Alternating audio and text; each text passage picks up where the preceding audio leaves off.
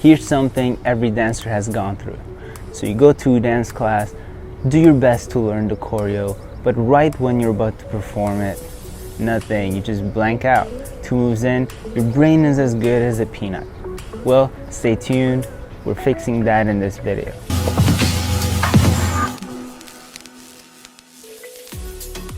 Alright, let's talk about memory and recall. So as you learn information, it goes through different stages. First, it goes to your sensory memory, which lasts less than half a second. Then, if the information is deemed important enough or is repeated enough times, it gets encoded into your short-term memory. This is where the choreography you're learning in the 30-40 minutes should hopefully be by the time you perform it. Lastly, your all-time favorite moves, the moves you keep seeing over and over again, end up in your long-term memory.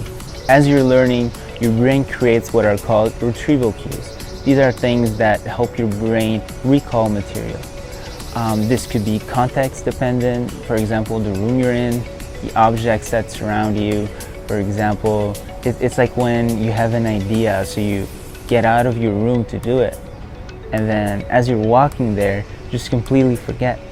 So you just have to walk back, and then as soon as you enter your room, just comes back. Your brain linked the objects in your room with the thoughts you were having. It could also be mood and state dependent. Pretty much, believe it or not, if you learn something while drunk, you'll recall it easier the next time you're drunk. Alright, here's how you could take advantage of what we just learned. 1. Move around the room. Most choreographers will tell you to move anyways. Smaller studios might make their students turn around so they don't face the mirrors. The idea is to move as you're learning and not right before you perform, so your brain has enough times to broaden and diversify its cues. 2. If you have glasses on, please don't take them off. I learned this the hard way. You just take off those glasses and all your visual cues are gone. Same thing with hoodies, hats. Don't take them off, don't put them on. You remember, you only have 30 minutes.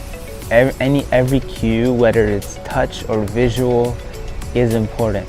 Another main reason we might be blanking during dance classes is simply because of lack of vocabulary. The reason some dancers get the choreography much faster than others has a lot to do with muscle memory and their experience. Choreographers recycle moves all the time, and for those mature dancers, all they have to do is learn the few new moves and use the rest of the time they have to clean, add their own style, and make sure they have enough retrieval cues. So that's why you see a big difference between them and you. There's no way around this.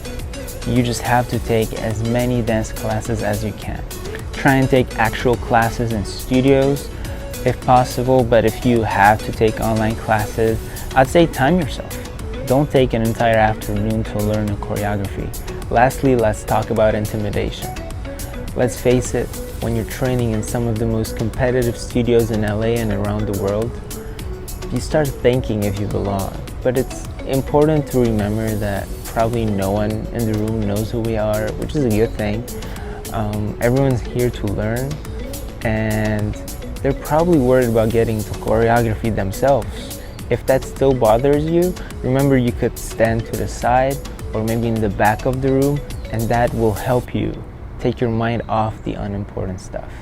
That's it. Remember to have fun. Nothing is that serious. Hope this video helped, and if it did, please like and subscribe and share it with a friend.